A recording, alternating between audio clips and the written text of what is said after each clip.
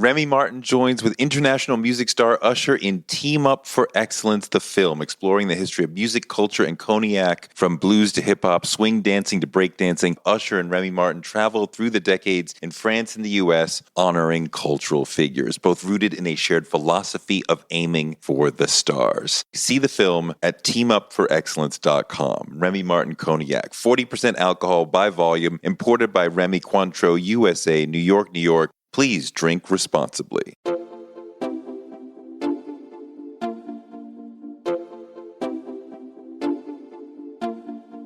Hello, my loves. It is Lala Kent. With Randall, we are back for another exciting episode. First, I want to just say, so nobody forgets, we are going on tour. That is right. That's what's up. That's what's up. Give Them Lala with Randall is going on tour. Give Them Lala with Randall Live. You can get your tickets at givethemlive.com. And there you go. You go to there. Say it one more time just in case they didn't hear you.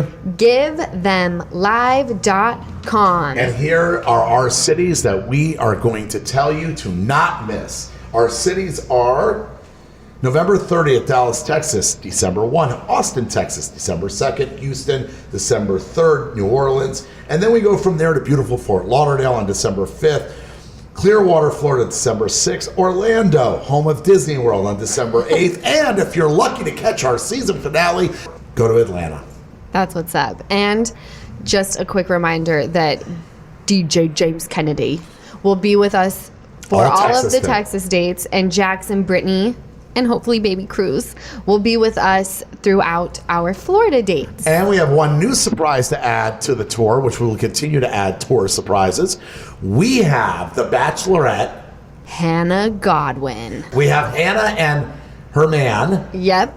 We have Hannah Godwin and her dude Dylan. We're super hyped about that. Yes. And by the way, Hannah Godwin will be joining us in Florida for the segments of Get to Know Your Partner. So they're going to try to oust us with knowing each other. We're going to try to oust them, and we're going to see what couple knows each other better. But we're also going to have guests from the audience coming up participating as well. I know. It's going to be so much fun. It's going to be super interactive. I'm trying to kick it with you guys. I don't just want to stand on a stage and look at your faces. I want to I agree. Know, You're right? going to be in it. You're going to be in it. Why go on tour if you can't tour with the people? Well, because here's the thing, Rand.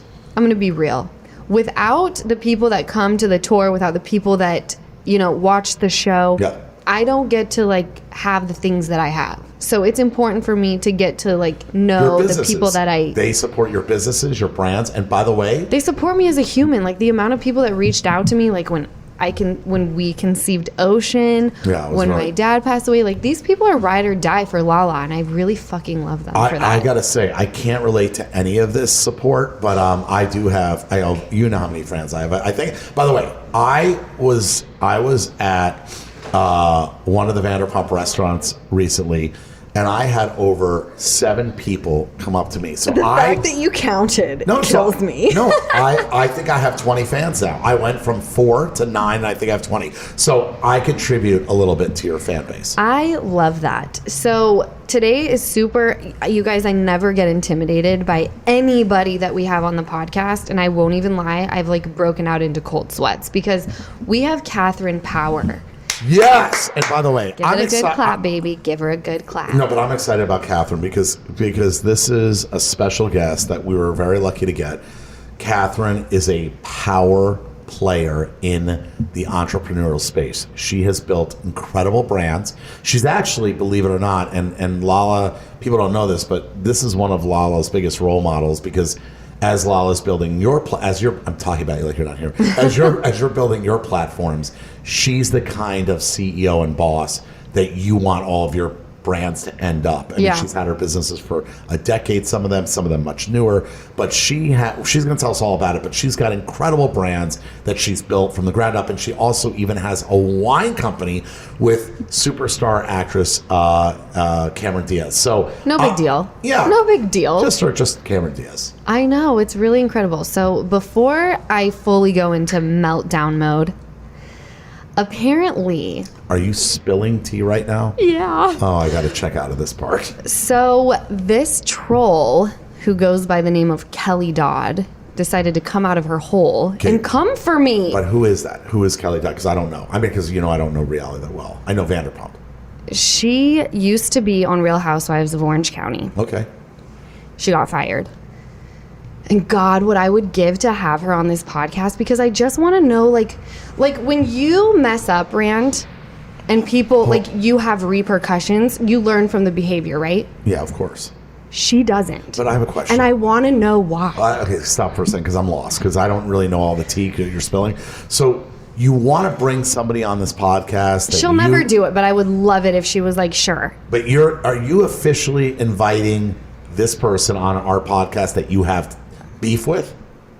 I don't have beef with her. She has beef with me, and I don't know why. What did she do to get started? Okay, so it started with, we had Nick Ritchie on a couple weeks ago, and she commented that I'm an idiot, right? And Nick Ritchie was like, I didn't know you had beef with Kelly Dodd. She called you an idiot in the comment section. I was like, really? I didn't know I had beef with her either.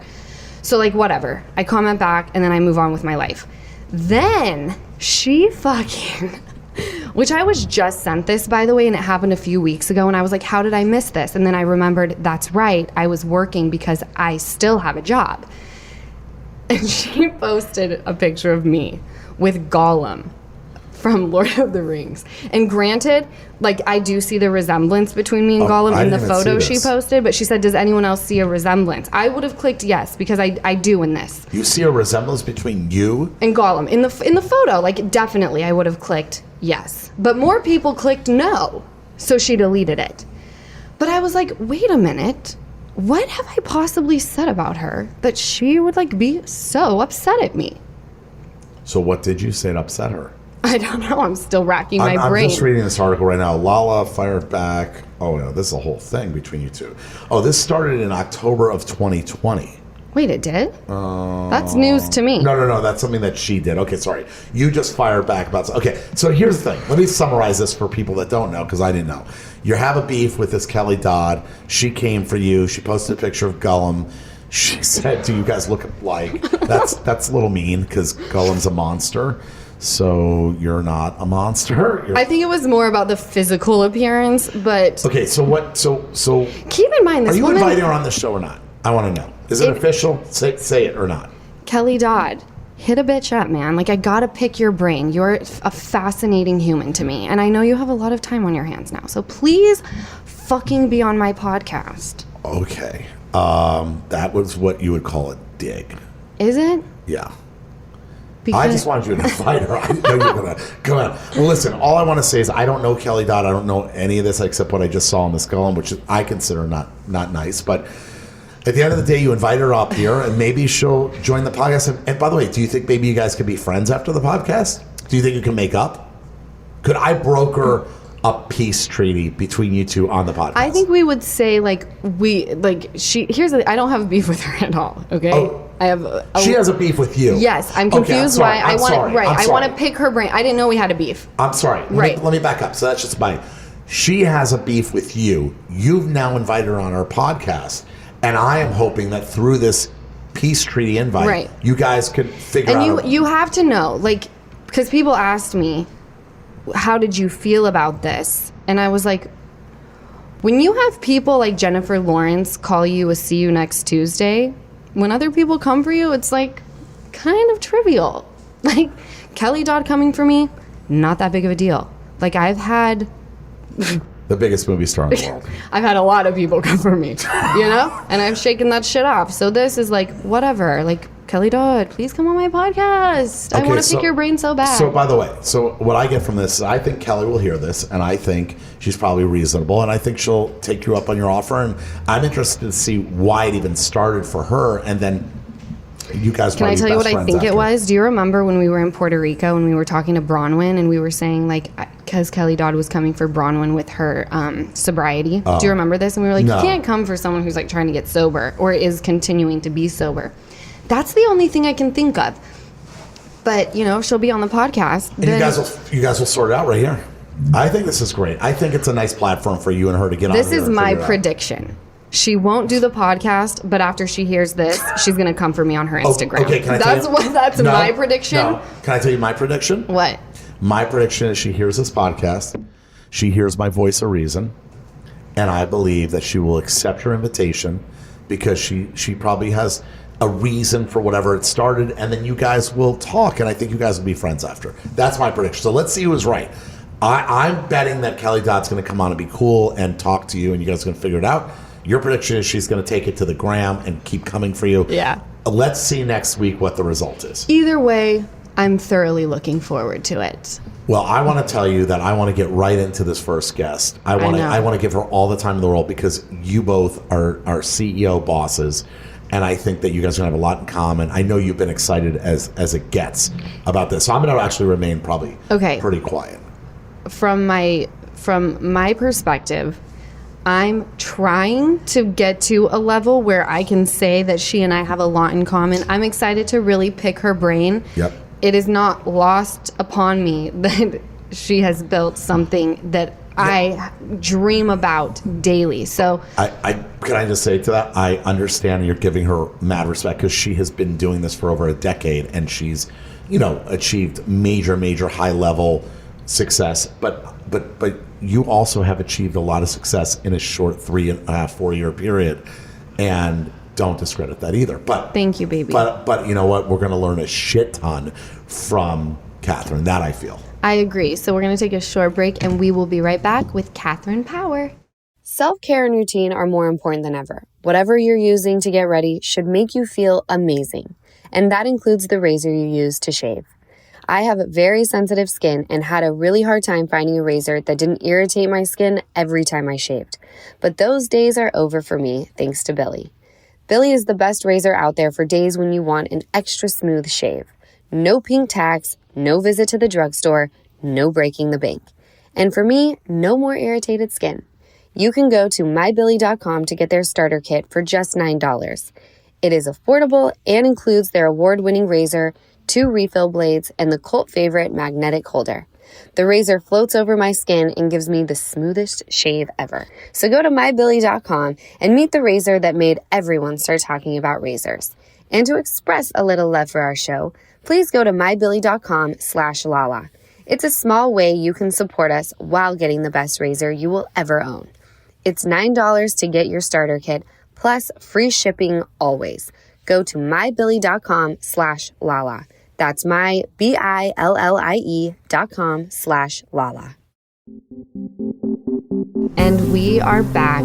I'm so intimidated. Our guest. Oh my gosh, I know. I'm so giddy. Catherine, what's up, babe? Yes. Hello. I'm so happy to be with you guys today. I can't think of anything I'd rather do after my lunch break on this Monday. Yes. We like to bring happiness into Monday.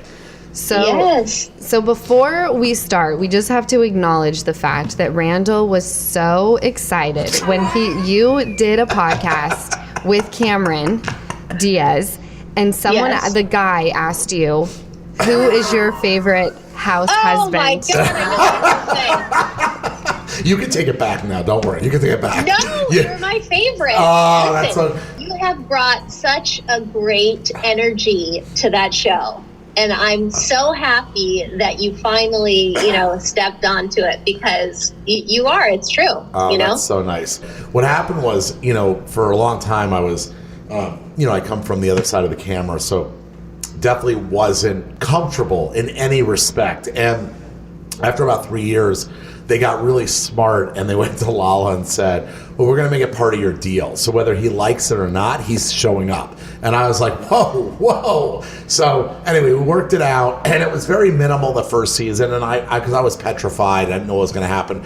And then I actually had a lot of fun. Like I made the best of it. And now they got me in there like a lot more than I thought I would ever be. So, well, I love it. You're so likable, and I think it was good after hearing for so many years all of these different opinions of who you may or may not have been with, like to actually see this amazing guy and his great personality, I think is really good. Well, thank you. And honestly, Lala had been telling me for years, she's like, baby, you don't understand. If you just do it, then the myth and all the drama of what you really are will go away. And I'm like, I'm not doing that. That's not who I am. And ultimately, of course, she puts a lot of pressure. She can't say no to Lala. So there you go. But thank you, because I was really. But I feel like that's a good thing, because I feel like you don't take no for it. You can't get to where you are by taking no for an answer, right? That's right. Yeah, no is just a change in course.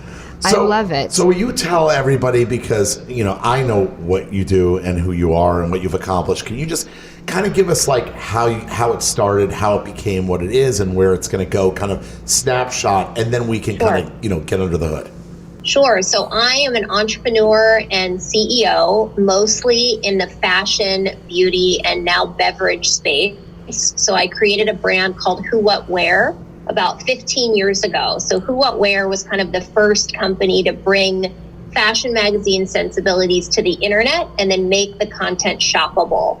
So we, grew this business to which, now reaches about 20 million women per month. And turned that into a clothing line as well. So we launched an apparel collection back in 2016, really trend forward, size inclusive, affordable fashion that has been, mainly distributed throughout Target across the US. And now we're launching a new Who What Wear collection actually on our website on August 15th. So you'll be able to shop unique pieces from the site. I also started a skincare brand called Versed. Versed is the cleanest and most sustainable drugstore skincare brand today. And that really came out of, information we were getting from the Who What Wear audience. Women saying, I live 2 hours from a Sephora. Or, I don't have enough disposable income to go buy, beauty products at a department store, but I want, cleaner products. I want cooler products. I want more effective products. And we saw that the majority of our customers were still discovering all their beauty products in drugstores. So when we looked at the drugstore skincare aisle, we saw that hadn't changed in about 50 years. And so we developed this brand called Versed, which now is, distributed through about 5,000 retailers. Wow. Everything's under $20 an item. And because we were able to launch at such scale, it helped us really drive down the cost of the formulations and drive up the quality. I also have a makeup brand called Merit, which just launched in January. That's sold at Sephora and direct to consumer, but that's a luxury brand that's kind of all based around this concept of minimalist beauty. And finally, I have Aveline, which is my clean and organic wine brand that I like created. the wine. I like the wine. This is where I fit in. Me too. I don't fit in anywhere else, but I fit in with that. At least once a week, I text Cameron and say, I'm so happy we created this because, it's like we needed it. But Aveline, I created in partnership with Cameron Diaz, who is one of my really good friends. And, we saw that everything in our lives has gotten healthier and has gotten better for us. And, we were sitting there drinking a bottle of wine, and we said to ourselves, I wonder if there's any way to make wine better for us. And when we really dug into the winemaking process and how most commercial wines are made, it was really shocking to us. Just the amount of additives that can be added throughout the winemaking process without any disclosure. Most of the wine is not organic because there's just not a lot of organic land here in the U.S. So Aveline is wine that's made from organic grapes with super low intervention. And it's delicious. We're very discerning wine drinkers. So we went, all over the world to find the perfect winemaking partners for each unique blend. And that has been so fun. We launched during the pandemic, and, for better or worse, alcohol consumption has been up. So, perfect timing. Up a lot, so that's great. Good timing. Yeah. At least if you're, if somebody's drinking, we're happy to give them a cleaner option. That's great. Wow. So that's you're pretty busy. I mean, holy shit. And all of your brands that you just spoke about, all of your lines, I've obviously heard of. I've tried them. Joy Lab is also yours. Yes. And I've seen you wear Joy Lab. Girl, that's all I wear. That's so amazing. Lululemon who? No, Joy Lab is where it's at. It's the cutest, athleisure workout apparel The fit is fantastic. Yes. I mean, you really just kill it all around. So it's really a pleasure to have you on this podcast. And it's so relatable. When I started doing Give Them Lala Beauty, you were saying with Versed, there aren't many people who can go out and spend hundreds of dollars on their skincare. And I think the fact that you, before anybody, made skincare affordable and approachable is just brilliant. Yeah, that's amazing. I mean, the fact that everything's $20 or under is like such a smart move. I mean, especially like you said, 50 years, nothing's changed in these drugstores, and you found a way to come in and bring an uplift, to it, and that's pretty cool. I mean, that's an anomaly. That's not easy to come up with that place. Find your place in such a busy space.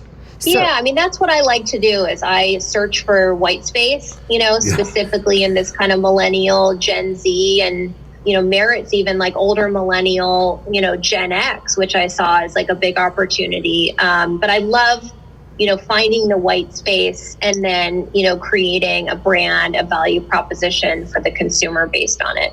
Do you have a lot of partners in the other brands, or are you the sole, creator and owner? I have a wonderful co-founder in Who What Wear, who I launched the business with 15 years ago, Hillary Kerr.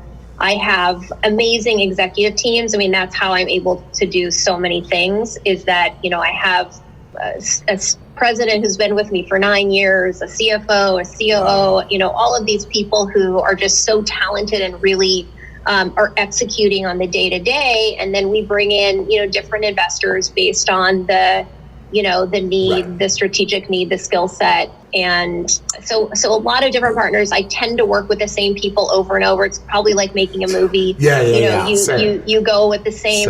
The same people over and over, because you just have your groove, you understand each other. And so I've kind of built that little ecosystem in the CPG world. So when you talk about all of these things that you've created, do you feel like, because you said Who What Wear has been around for quite some time, do you think that the market now is saturated? When people try to come in and start something, do you kind of look at it and go, okay, I respect the hustle, but it's like, we had it. I don't want to say that what you did was easy. Let's not get that twisted. But do you feel like with time, anyone can create a brand, but to make it a success is much harder than it was, X amount of years ago? I mean, I certainly think you can become a self-made expert now, right? Without having to go to, chemistry school or having been a makeup artist, for example.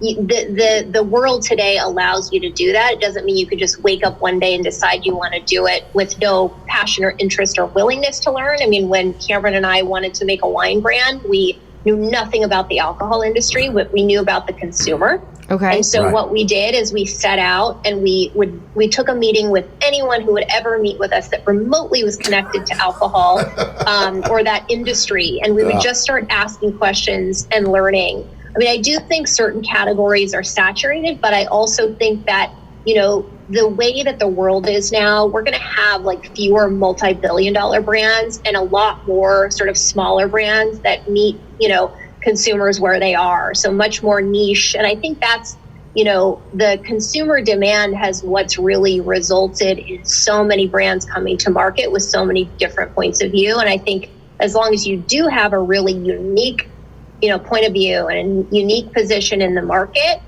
you can make room for yourself. Right. Yep. You feel like you have to also be an expert with branding, because we live so much, on our phones with social media. And, even though I am a part of that generation who should be fantastic at it, I actually really suck at it. And I wish that it wasn't such a huge part of, the day-to-day and selling. And I hear you. It's a real bitch, Catherine. I know. I'm personally not great at it. For the brands, I hire the people that really get it and understand it and just totally let them do their thing. I would probably be so much more successful if I did lean in a little bit more personally, but it's not organic to who I am. So I totally get it. Right. And you had posted a story. This had to have been a few weeks ago. And I think it was your husband who was talking about how gender roles really don't exist in your household. Yes. I love that so much. Can you expand on like what your day looks like and like what your husband takes on that most people would say, oh, that's a quote unquote woman's job? Like, what does it look like at your house? So I think, for one thing, my husband grew up with a mom who ran her own business, was definitely a career, driven woman. So I think he's really comfortable with that. I mean, he literally started dating me the moment I decided to start Who, What, Where. Oh, wow. And so he's been through, everything with me. And, we've gone through so many different phases of him, helping to support me in the early days when we were just funding it ourselves and, weren't taking a paycheck. And now he's doing a startup, so I'm able to support him while he can just take the time to do that. And, he's been an advertising photographer and director and, kind of developed this passion for cooking on the side. It really accelerated during COVID. So now he's, he cooks. I do not cook whatsoever. Wow. And now he's kind of turned that into a business. He's launching a food line and, I have a 4-year-old son and, he's obsessed with Disney princesses and Elsa and, jewelry and hair accessories. And so, it's not what you would traditionally expect or historically expect. And it works so well for our family. It's so special. We love our son and that's amazing. It's just a real, that's amazing. It's just, I think that's what he meant when, he said things are changing and he thinks it's a good thing.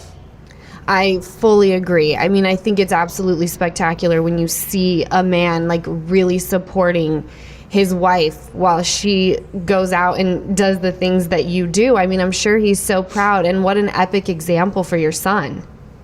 Yes. And it is, it is a full-time job to be in a relationship with an entrepreneur and, with someone with really bold ambitions. He's totally, just probably very comfortable with what he's doing right now in our life, and I'm just always like driving for more. And he puts up with that, and so no, I love it. And I'm like that too. I cook and I clean. No, I'm kidding. I don't do any of that shit. Neither of us. Your husband's a rock star. No. By the way, Lala bullshitted me, just so we're all clear, and I will. I totally bullshit. No, she cost me $200,000. So she looked at me and I said, babe, like when I met her, kind of similar. She was just starting on the show. She was she had all these dreams and ambitions. And when I met her, she's like, babe, I want to start a makeup brand. I was like, oh, that's great.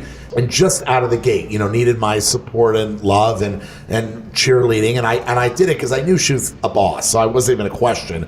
Right. And I said, can I invest in this thing? Because I know whatever she does, she's going to drive it home. And I was like, she's definitely going to take my money. And she came home like a few days later and she's like, babe, I really love you. And I just need your support, but not financially. And I was like, what? You're not going to? And I was so like bent. And now she's turned it into a multi-million-dollar business. I'm so proud of her. Well, let's not get carried away. It is, baby. It is. Anyway, she downplays it. But the thing is, I'm so proud of her. She did it all on her own. With my emotional support, but did it all on her own. Yeah. But the funny thing is, she did cost me $200,000 with the cooking because I said to her, babe, if you would just cook one time a week for me, just so I feel like just play pretend. I'll buy the apron. I'll stand over on the side. I'll even put the ingredients on the stove for you. We can just like kind of do it together. She's like, if I had a nice kitchen, I would. So what did I do? I built her the best fucking kitchen. The best. Okay, they asked me, and I don't know shit about cooking. They asked me, like, do you want the 4-burner, the 6-burner, the 8-burner? I was like, 8-burner. My girl needs an 8-burner. Right. She hasn't been in that kitchen since that thing was completed. So it's gorgeous, though. Yeah, You gotta love it. You gotta love cooking. And, you know, if you don't, it's like, why, you know? Yeah. But Catherine, he likes beef jerky, which is his version of steak, and like well done chicken, and that's not fun. It's like, give me something fun. I like a challenge. So you did cook a smoothie. I'm cooking. You did blend a smoothie for me the other day, which I was shocked. You're like, I woke up and she's like, babe, do you want a smoothie? And I was like, who are you? And she's like, I'm into it right now. I was like, I'll take it, whatever. I'll take a cookie. Yeah, that's true. Yeah. I do step my game up at times. So not even during lockdown, you guys didn't even get into lockdown. This one hasn't. Can I tell you, it was hysterical because we're sitting down after restaurants opened for takeout. And we sit down and Randall's like, don't you just feel like a normal person again now that we can order takeout? I was like, this is why we're meant to be. We didn't, you know, we're lucky that, you know, because I have 3 kids total. I have 2 kids that are 7, 11, and now a newborn who's 4.5 months. And when we were in lockdown, you know, we have a nanny that helps out when I go to work and she goes to work. And thank God she does cook. Isabel does cook. Yeah. And she comes home and she's like, what can I make everybody? I was like, oh my God. So I think that we're both a little spoiled because she knows that like last night, I'll give you a perfect example. We're alone last night with our 4.5-month-old, and we get home and we're sitting there. It's like 8:00, and I'm like, what do we have for dinner? And she's like, I don't know. Like we just hit a wall. We're just alone and don't know what to do. So, I totally get it. Yeah. And by the way, it's a little bit of a myth. You know, Justin is out a different house filming like 4 things at a time. They're not actually making. Right. They're not making you food. Home to me. My wonderful nanny is downstairs right now making a chicken as we speak. Exactly. So it's a little bit of a myth, but he definitely does cook for us, you know. But he has the ability. He has the ability. When he wants to step up, he'll step up. 2-3 times a week. Exactly. That's a lot. Yeah. Did I take once a month at this point? But anyway, right. Okay, we're going to take a short break and we will be right back.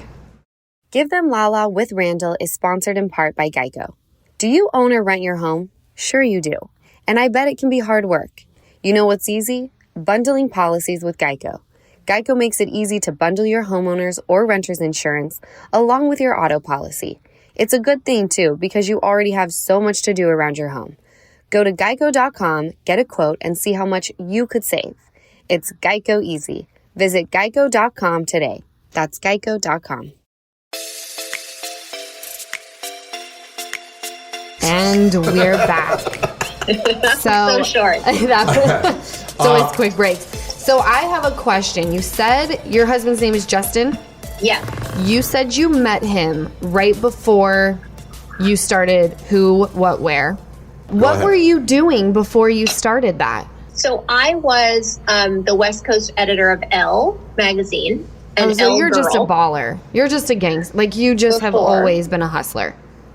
I've always been a hustler. You know, I did not have a traditional education path. When I was young, I was a very serious dancer. Oh, and wow. What kind of dance? What kind of dance? I did everything, mostly jazz and ballet. I was in a performing company here in the Valley and spent, 10 a.m. till 10 at night, about 4 days a week, dancing. And so as a result, I ended up doing home study for high school. Oh, wow. Did that. And I graduated early, when I was 16. And I was doing a lot of, film and TV as a dancer. And so, you had to be emancipated really in order to work those adult hours. And so my mom, took me at 16 to be emancipated so I could do the movie Austin Powers. Wow. And from then on, I was able to work as an adult. So I actually started in film. That's what I thought I wanted to do. Yeah.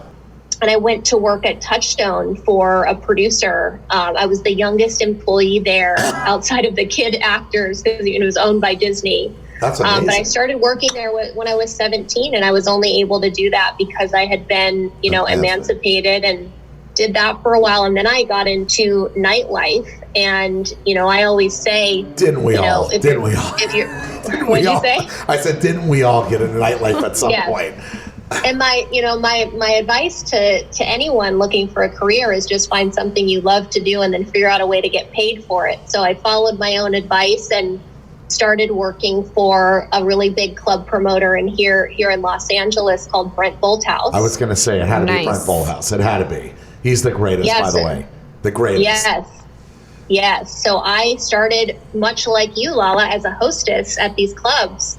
And, started doing bottle service. We didn't have that in LA. It was a big thing in New York. But I used to book people in these tables and charge for them. And then from there, started to see that all of these brands were coming to us asking, hey, can we hand out our soda in your club? Or, hey, can we give out, products as people leave? And I realized we had such a valuable audience that was coming together, 3 days a week. So I went to Brent and I pitched this idea of starting a marketing division there where, companies would pay us to integrate their products. And that was kind of how I got into, integrated advertising, which is ultimately what a media company does. And so from there, between that and my relationships just in Hollywood, I got the West Coast editor role at Elle and Elle Girl because a lot of that job was booking talent. Right. So booking celebrities for covers, all of that. So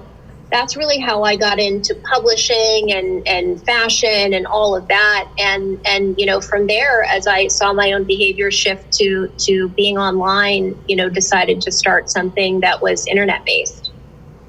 Wow. That's a pretty dope story. I mean, I'm friends with Brent and Noah and Jason, all the, nightlife guys, because I'm 50 and we all came up, together at a time where they, were promoters or they were, and then they turned it into these, Noah and Jason sold to Madison Square Garden. My friend David Grutman sold to Live Nation. I mean, all these guys turned into moguls, and I'm so proud of all of them because, like you said, it was a time that was so new and fresh in nightlife. And then became, like you said, you said it so well, the brands came in and the big businesses came in and it just, grew. But that's such a neat story because I think people who are listening sometimes look at themselves, at least people I speak to, are like, how do I get in Hollywood, or how do I start a business? How do I do all that? And they think kind of like you just start there. But here, look, you started as a dancer and then went into nightlife and then went into publishing. And I just think there's the moral of the story for me when I hear someone like you so successful is there is no right path.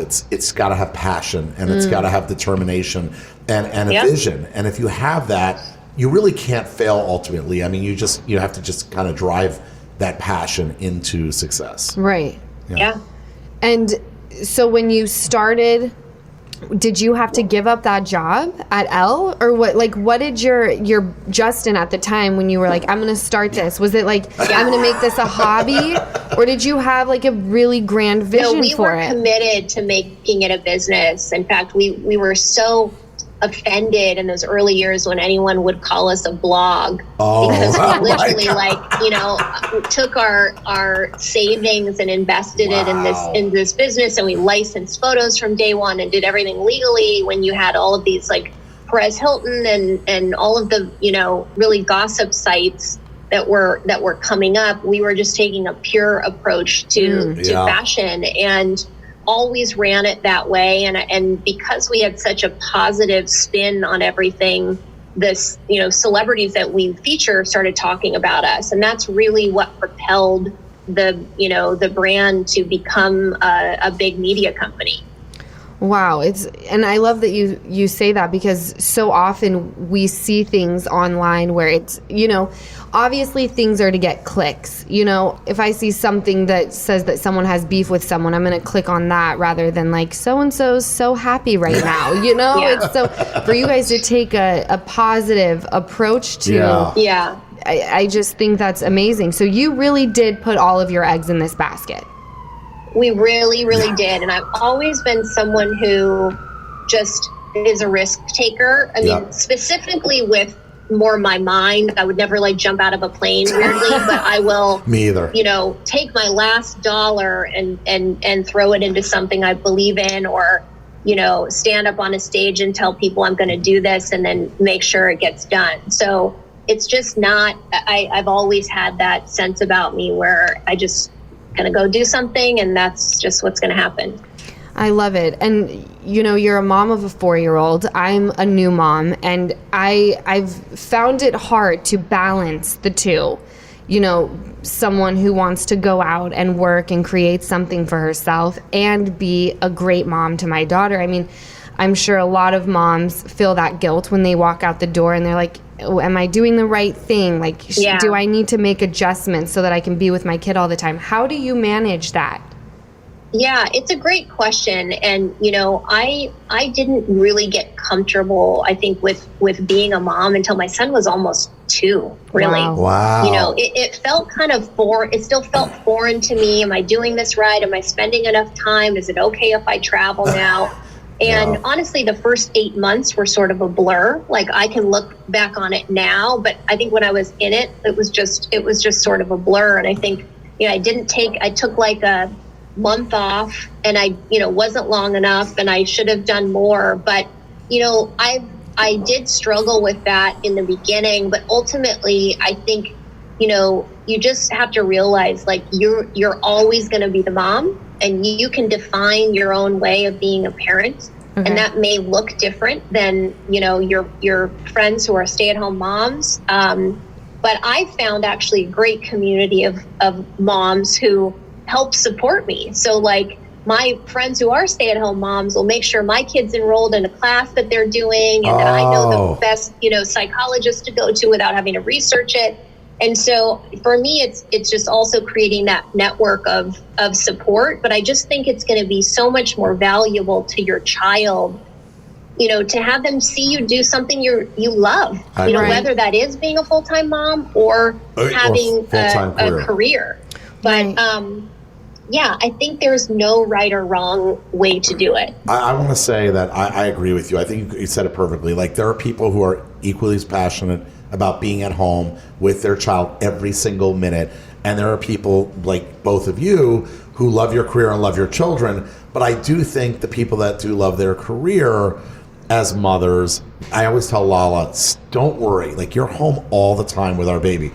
When you need to go out and work and make a living, she's going to look up to you when she's 10, 8, 12, 15. She's going to say, my mom set a role, you know, she's a role model for me. Just like a stay-at-home mom, that daughter will say to her, about her mom or son, my mom was there every day and did this. Yeah. Whereas you two will have the perspective of, it's okay to go out and work, and it's okay to have a family and have a full-time career. And I think, you know, I try to tell Lala, because she goes, you know, up and down, tears, you know, I'm leaving my baby. And I'm like, you are in it every day. You come back from the set and you sit there in the middle of the night while I snore and don't hear a friggin' thing, you know, breastfeeding, feeding, changing diapers. So it's like, you know, you're Wonder Woman, and I think you know, you just have to, or Superman, you just have to, like you said, you have to just own that you're a successful, strong woman, like, you know, both of you, and women who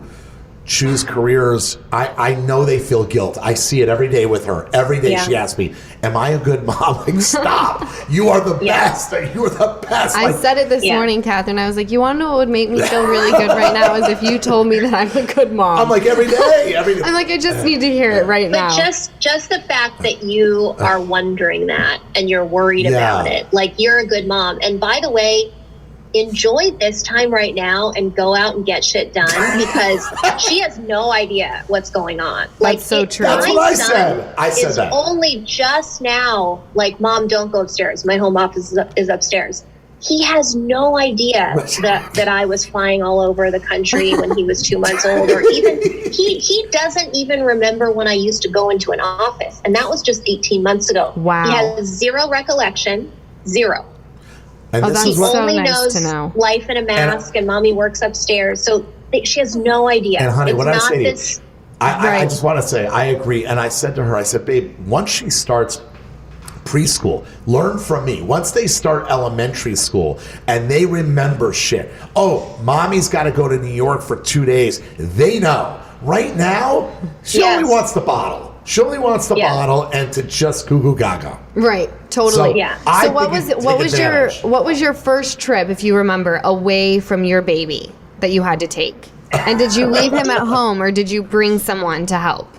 No, I left my baby at home. We had our baby nurse for about 4.5 months. And that so during that time, I just did everything, because I felt more comfortable having somebody who was there, all night. I think I went to New York. I mean, I did so many trips. Okay. I don't remember what the first one is, but it was certainly New York, certainly Minnesota, tons of times because that's where Target's located.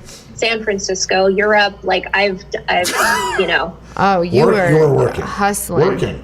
But babe, that's what I say. I know that we bring the baby on some of the little trips we're taking, but it's okay for you to get on a plane and go to New York for 3 days because right now is the time, like she's saying. I agree with that. We have BravoCon coming up, and I was talking to my friend Sheena, who's also on the show, who has a 3-month-old. Oh, I know Sheena. Yes. And, we were going back and forth, like, do we bring our babies or do we not? For them, for us, we selfishly want them there just because they're a part of us. It would be a nightmare. Like, I already know that. It would be a lot of work. But now we've decided we're going to leave them home. And I'm like, I have anxiety about it at night. Because I haven't left her yet. I understand, but it's better for you to go get in, get out. Get it done, come home faster. I felt like I would have to be there longer if he was there and settle him in and to not disrupt her routine and her, flow. It's going to be great. And, I agree. And by the way, be in the mindset of work, go get it done. Right. Fly home, I totally know. I like that. I also think that you're going to be better on that trip than you would, because you would every 5 seconds be asking me to go to the hotel and check on our child, but in not being able to be present and just get your work done. And we had a night nurse for 4+ months too, and now we're into the nanny, phase. And she loves her nanny. She went through 30 interviews before we found her, and now she's like, you feel really settled safe. In. Yeah, definitely. Yeah. So before we let you go, be a boss again. I saw this question I was watching The Big Shot with Bethany Frankel, and you're a boss like she is. So, and I want to know, is there any thing that you would say no to? I mean, you're in the wine business, you have apparel, you have the makeup, the skincare. Is there anything that you'd be like, I don't need that a part of my brand? I'm trying to learn to say no to a lot more. Okay. I think that's, I think there's been this real hustle culture of wanting to do all of the things as hard as you can. And I think just now I feel like I'm in a position in my career to be able to say no to things. I think if you mean, is there a category of business I wouldn't get in? Yes.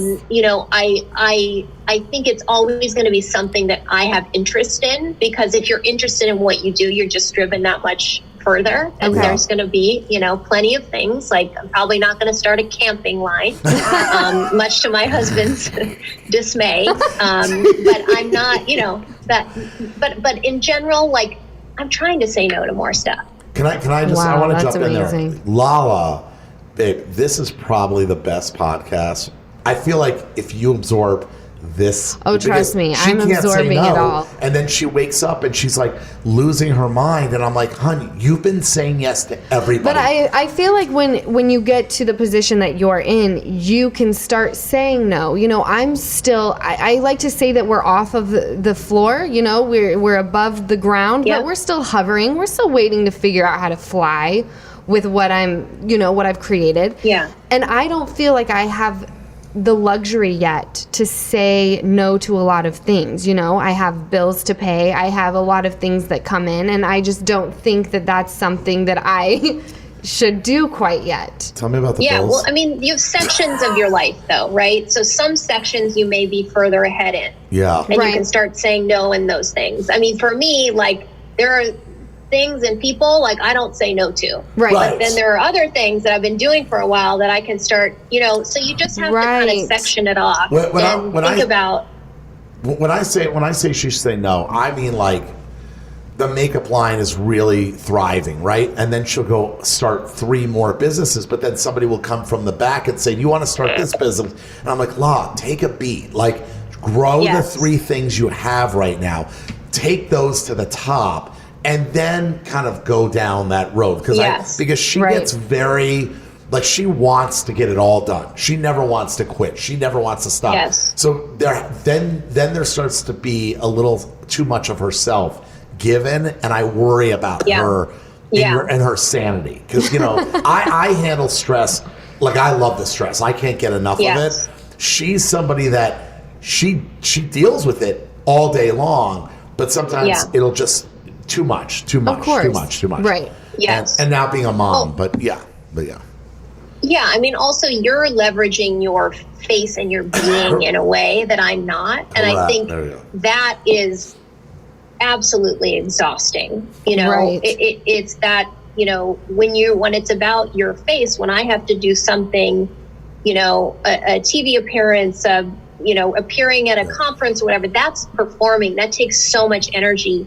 So you can't do that as much as you can do a behind the scenes kind of a job. That's a great point. That is a great point. See, babe. See, like, for me, you're spitting so much knowledge my way. Honestly, Catherine, that is such a great point. I didn't even think about that. When I'm making movies, I'm behind the scenes. I can do 6 at one time, negotiate, but when I go on her show and I have to film literally 2 days in 1 week for 3 hours in this office, I feel like I have to take a nap. I need a time. So she does it 5 days a week and does all. I agree, babe, because the difference is that you're right. Your face is out there. Your being is out there.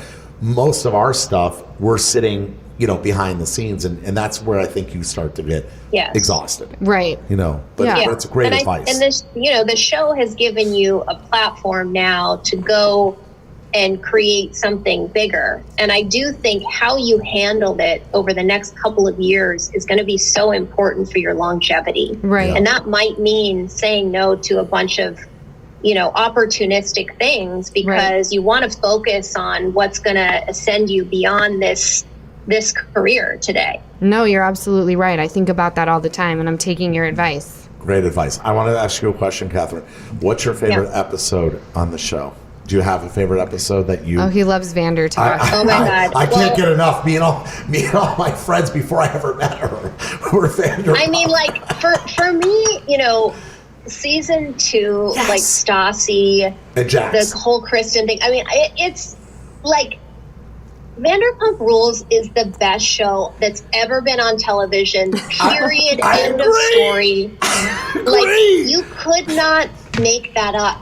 You couldn't script something like that. So I think, like, it's got to be in that, in that season. I mean, I think there were some great episodes with you and James, the pasta. Like, there were just, so many. She doesn't understand that, like, half of my Hollywood community that, and I'm going to name drop one person, but Emma Koskoff, who's one of my best friends, who's Martin Scorsese's partner, literally showed up at the season finale of the last season just to see everybody. She's like, and I was like, hon, that is the power of your show. Like, we love it. And season 2 was insanity. During the pandemic, because I had never seen an episode of Vanderpump Rules that I wasn't on because I'm that vain, I guess. But I started watching it from the beginning and I was like, damn, this is like great TV. And I don't know if I should feel like honored that I get to be a part of it or if I should like kind of question my mental state because they're crazy and I'm fitting in very well. If you watched it, you may not have done it. By the way, that's true. I mean, season 2, season 3, what they did, I used to tell friends of mine, this cast is like gold. I mean, I don't want them to go anywhere. It's unreal. How could they possibly find this perfect